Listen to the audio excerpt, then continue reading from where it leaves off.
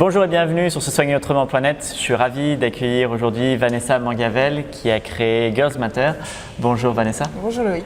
Alors, Vanessa, je vais demander d'intervenir aujourd'hui dans Se Soigner Autrement parce qu'elle a une approche intéressante, pertinente de la fatigue chez les femmes, de l'épuisement maternel, du burn-out maternel.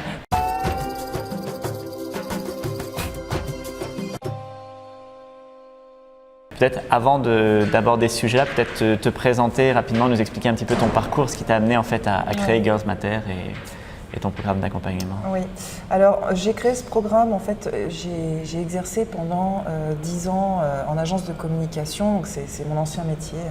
Et ce qui s'est passé, c'est qu'à la naissance de mon fils, j'ai moi-même vécu un burn-out couplé maternel et professionnel, qui m'a emmenée en fait vers ce projet, parce que en discutant autour de moi avec d'autres femmes, je me suis rendu compte que 9 femmes sur 10 étaient concernées par les problématiques du burn-out et de l'épuisement maternel. Donc je me suis dit qu'il fallait faire quelque chose absolument, parce qu'on était beaucoup trop nombreuses et qu'il n'était pas normal que ces femmes-là n'arrivent pas à s'épanouir dans leur maternité, dans leur vie de femme, dans leur vie de famille. Et qu'il fallait mettre en place des solutions concrètes pour les aider à sortir de cet état d'épuisement, de sacrifice et de culpabilité qu'elles vivent au quotidien. Oui, dans ce que tu dis, en fait, c'est vraiment ton expérience qui t'a amené, toi, à dire voilà, moi j'ai vécu ça, j'en suis sortie et maintenant voilà, j'ai envie de partager mon expérience et les outils que tu as trouvés. Les outils voilà, qui m'ont aidé à en sortir et qui m'aident encore aujourd'hui. À installer une routine épanouissante dans ma vie de mère, dans ma vie de femme, dans mon couple, voilà, et pour pouvoir équilibrer ma vie. Et ça, j'ai envie de le partager aujourd'hui avec d'autres femmes qui passent par là. Et donc, ce que je trouvais intéressant dans ton propos, c'est que tu disais, voilà, on parle de burn-out maternel, mais en fait, le burn-out l'épuisement puis le burn-out, parce qu'il y a un peu une gradation, c'est pas burn-out juste maternel ou professionnel, c'est-à-dire c'est la vie de la personne qui est totalement affectée dans toutes ses dimensions. Dans toutes ses dimensions et dans son écosystème, en fait. Il y a un écosystème qui se met en place, une espèce de processus quand le burn-out survient. Le burn-out, il arrive quand ? Il arrive en fait quand on a un stress chronique qui s'est installé sur différentes facettes de vie, que ce soit au niveau professionnel ou personnel. Et que ce stress chronique, en fait, s'est installé dans le temps. Et il arrive un moment, on a tous une limite qu'on atteint, qu'on dépasse, et c'est là, en fait, qu'on commence vraiment à rentrer dans cet état d'épuisement où on rentre dans une espèce de cercle comme ça, un peu infernal, où on n'arrive plus à s'en sortir. Parce qu'on est tellement écroulé par toutes les dynamiques négatives qui nous écrasent, que ce soit sur un plan psychologique ou sur un plan physiologique, on ne peut plus se redresser en fait. Donc c'est là qu'il faut commencer à mettre en place des actions pour de béquilles en fait, pour s'aider à sortir de là, à sortir de cette espèce d'inertie et pouvoir réinstaller de nouvelles bonnes habitudes saines et voilà, pour recommencer à s'épanouir correctement. Oui, on en parle, je vous en ai déjà parlé sur Se Soigner Autrement. En fait, souvent on va considérer avant la grossesse, les femmes sont accompagnées pendant la grossesse, pendant l'accouchement et après l'accouchement, en fait, il n'y a plus personne. C'est ça.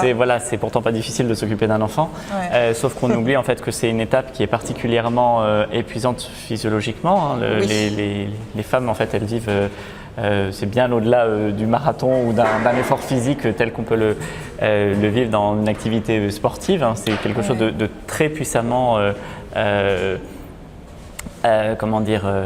ça aspire l'énergie de la personne vraiment très fort.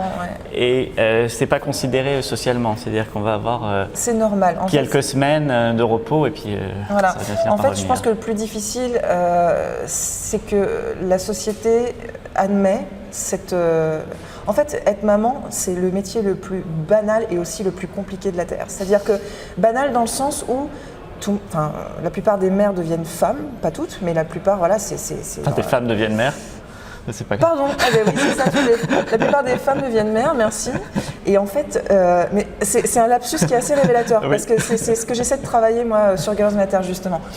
Et en fait, communément, c'est normal en fait d'enfanter, et c'est dans l'inconscient collectif, il y a une espèce de truc qui veut qu'on ne t'accorde pas de médaille pour ça. on t'accorde pas de médaille parce que c'est normal et que les efforts que tu fournis, en fait, c'est juste la normalité et que t'as pas à te plaindre, t'as décidé de cette vie-là, donc il faut suivre. Et du coup, ça crée une espèce de pression, mais impossible, qui fait que on se retrouve avec des femmes complètement culpabilisées de se dire mais je n'ai pas le droit de ressentir de la fatigue, je n'ai pas le droit de ressentir de l'agacement, je n'ai pas le droit de ressentir du ras-le-bol parce que après tout je l'ai bien voulu. Et c'est assez terrible ça. Moi, ce que j'ai apprécié dans ton approche, on en a pas mal discuté, c'est la place du corps que tu donnes. C'est-à-dire que dans beaucoup d'approches en fait, sur l'épuisement, le burn-out ou l'épuisement maternel, même sur le burn-out en général, on est sur une approche uniquement psychologique. Ouais. Et toi, en fait, tu donnes une grande place au corps dans différentes dimensions et j'ai trouvé que c'était intéressant comme Tout à fait. En fait, ce qui se passe, c'est que quand on n'est pas bien, psychologiquement, on a tendance à vouloir traiter que les causes psychologiques. Et on oublie souvent de s'occuper d'abord de la physiologie.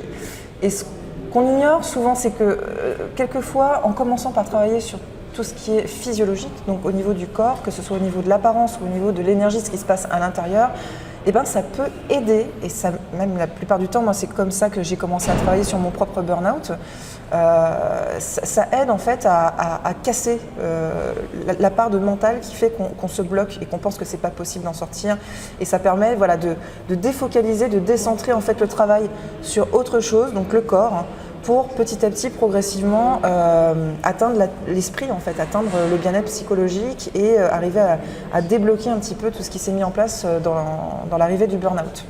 Et ça peut se jouer autant sur le plan, reprendre confiance en soi, donc en son image.